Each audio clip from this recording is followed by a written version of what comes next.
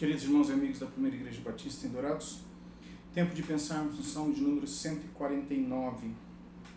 Eu gostaria então de propor que o estudo do mesmo fosse feito em 3 etapas. E a primeira delas vai do verso 1 ao verso 3, e o texto sagrado diz: Aleluia, cantem ao Senhor um cântico novo, cantem o seu louvor na Assembleia dos Santos. Alegre-se Israel no seu Criador, exultem no seu Rei, os filhos de Sião, louvem o nome do Senhor com danças, cantem-lhe salmos ao som de tamborins e harpas. E aqui este louvor que está sendo executado na presença de Deus com técnica e também com santidade, ou seja, com excelência, porque assim deve ser o louvor ao nosso Deus, com o uso de instrumentos, com o uso de talentos, e assim o louvor a Deus é executado para a glória dele, mas importante dizer, para a alegria. E por esta razão eu acredito que a primeira parte fala sobre a alegria do povo escolhido pelo relacionamento, o relacionamento que eles têm com Deus. E assim nós temos também que dos versos 4 ao verso 6 existe um outro aspecto desta alegria em louvar o Senhor nosso Deus. Então, como falei, em primeiro lugar, a alegria do povo escolhido pelo relacionamento que este povo tem com o Deus Trino de Israel, em nome do Senhor Jesus Cristo e pelos méritos do Santo Espírito e para a glória do Pai. Dos versos 4 ao verso 6, nós temos uma outra ênfase, que é a alegria do povo escolhido pelo reconhecimento que eles recebem deste Deus Trino de Israel. Porque o Senhor se agrada do seu povo e exalta os humildes com a salvação. Que os santos exultem de glória e no seu leito cantem de júbilo, nos seus lábios estejam os altos louvores de Deus e nas suas mãos uma espada de 2 gumes. E aqui nós encontramos então aquilo que parece ser uma contradição. O fato do salmista descrever aqui no verso 4 o povo de Deus como pessoas humildes que foram exaltadas, uma outra versão usa o termo mansos, que os santos exultem de glória no seu leito e cantem de júbilo, nos seus lábios estejam os altos louvores de Deus e nas suas mãos uma espada de 2 gumes. E isto parece ser contraditório, porque como que um manso pode ter espada nas mãos, ou um humilde ter, aquele que estava prostrado e foi exaltado por Deus, ter a espada nas mãos? E isto tem a ver com o que segue, mas tem a ver, antes de tudo, com a alegria do povo do Senhor Deus pelo reconhecimento. Um dia eles estavam abatidos, um dia eles foram humilhados e agora eles estão numa posição de exaltação pelo próprio Deus. Eles não se autopromoveram, eles não trabalharam a exaltação pessoal. Isto veio da parte de Deus para com aqueles que são filhos e filhas de Abraão, aqueles que pela fé servem ao Senhor Deus pelos méritos de Cristo e auxiliados pelo Santo Espírito. Então essas pessoas, elas se alegram pelo reconhecimento que elas recebem de Deus Pai, e assim elas encontram o ânimo e encontram a razão e o encorajamento para continuarem agora numa posição de autoridade, numa posição de júbilo, numa posição de honra, tendo a espada nas mãos. E Matthew Henry, em seu comentário acerca deste salmo, fala que eles não têm a espada nas mãos como alguém que estabelece a sua própria vingança, mas isso tem a ver com aquilo que está no verso 7 em diante, para exercer vingança entre as nações e castigo sobre os povos, para prender os seus reis com correntes e os seus nobres com cadeias de ferro, para executar contra eles a sentença escrita, o que será honra para os seus santos. Aleluia. E Matthew Henry chama a atenção para esta expressão no verso 9, para executar contra eles a sentença escrita. A sentença escrita não vem da parte destes que estavam prostrados e foram exaltados. Não são estes que receberam espadas nas mãos que determinam a sentença. A sentença já estava determinada por aquele que unicamente tem a capacidade de julgar.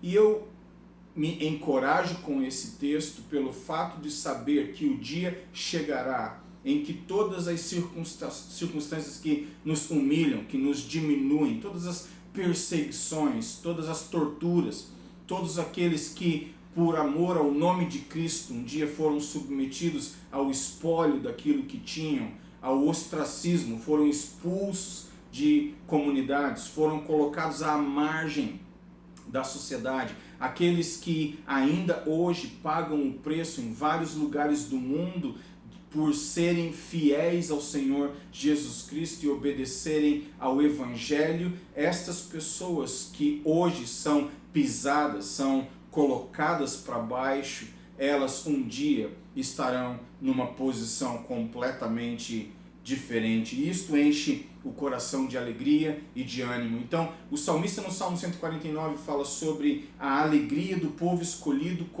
pelo relacionamento que eles têm com o Deus Trino de Israel. Depois dos versos 4 ao verso 6, a alegria do povo escolhido pelo reconhecimento que eles recebem da parte do Deus Trino de Israel. E por fim, a alegria do povo escolhido pelo reestabelecimento daquilo que era a sua fortuna.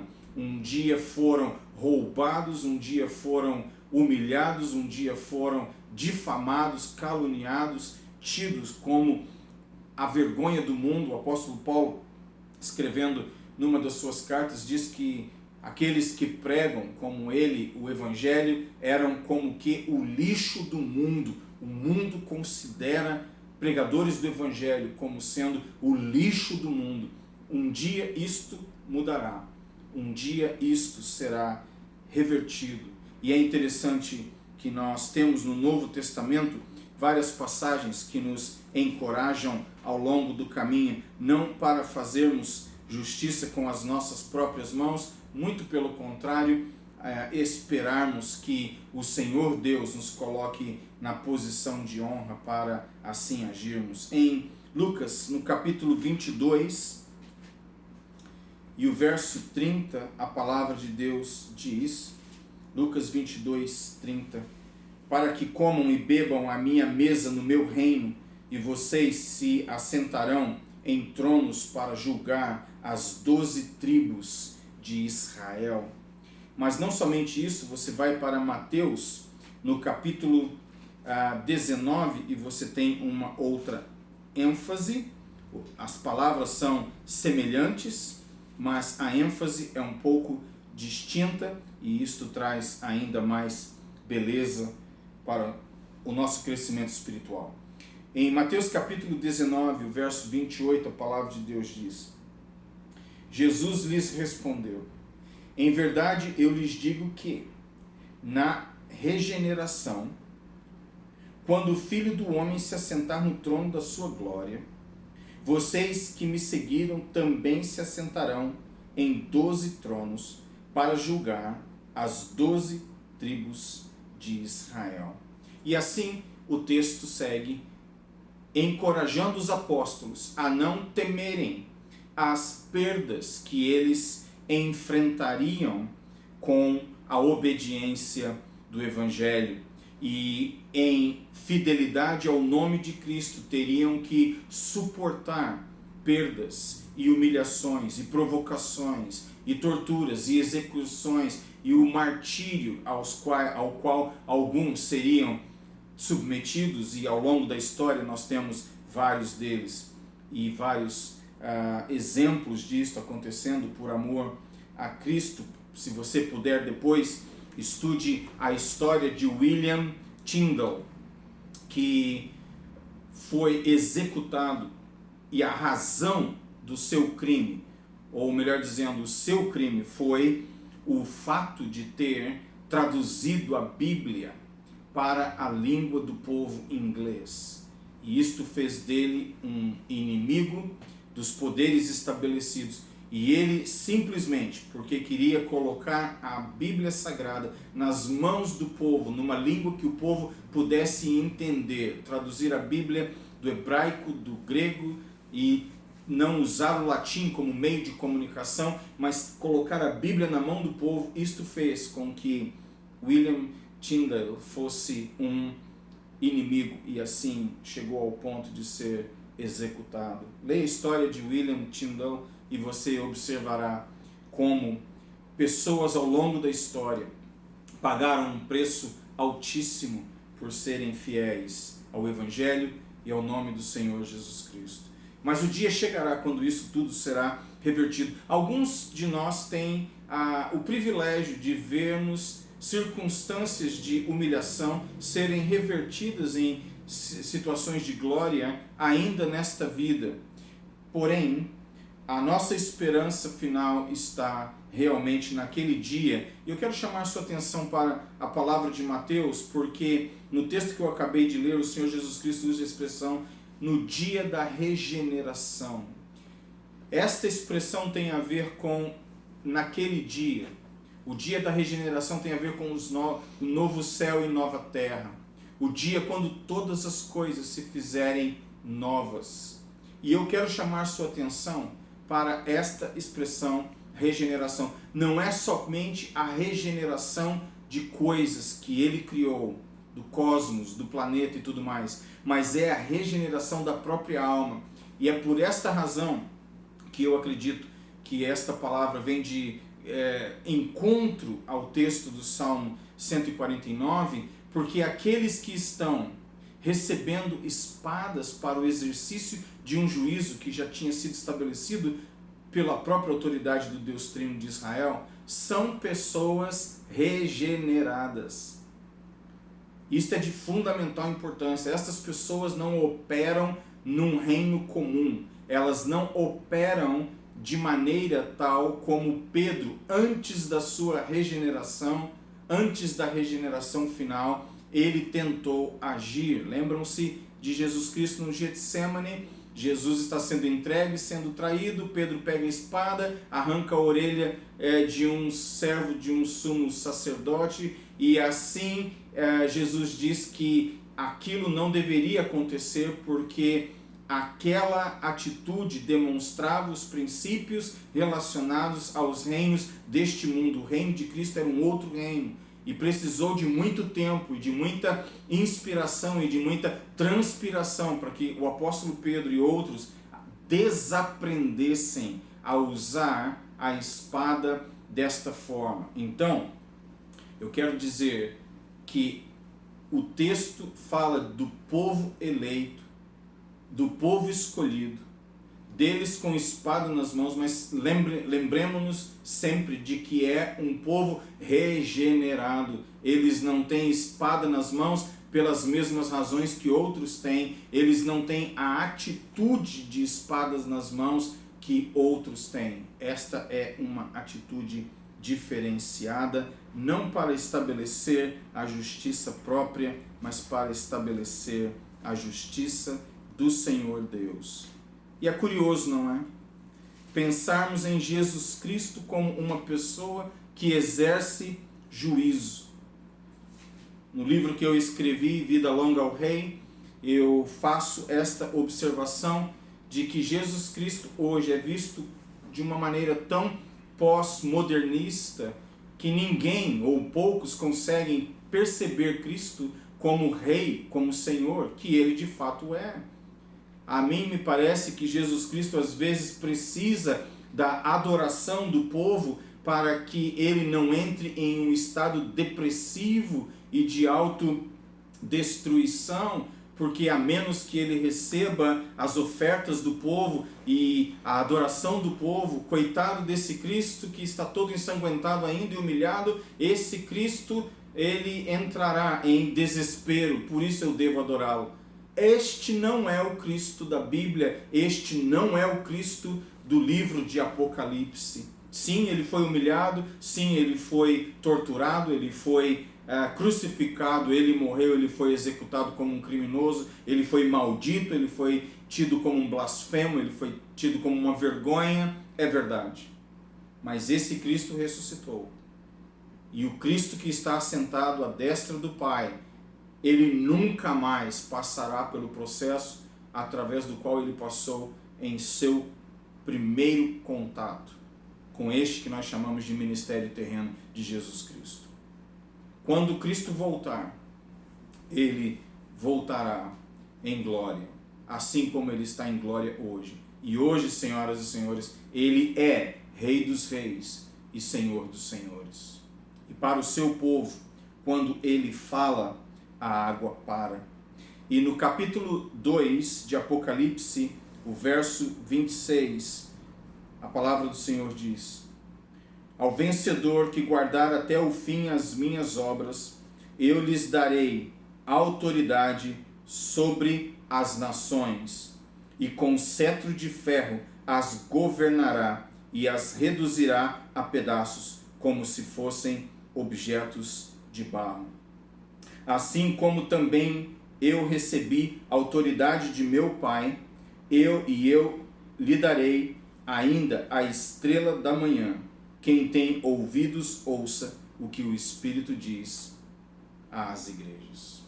E o que eu quero dizer para você, meu querido amigo, é o seguinte: não se preocupe em empunhar espadas. Deixe que o Senhor Jesus Cristo faça isto. E Ele acertará tudo no momento correto. E aquilo que você terá de autoridade será oriundo dos próprios punhos de Cristo. E assim nós teremos a alegria como povo escolhido de um relacionamento maravilhoso. A alegria do povo escolhido pelo reconhecimento que Ele oferece ao seu povo. A alegria constante e eterna do povo escolhido em Cristo, pelo reestabelecimento de sua fortuna. Então não se preocupe com as perdas, se preocupe com o ganho que nós temos em Cristo.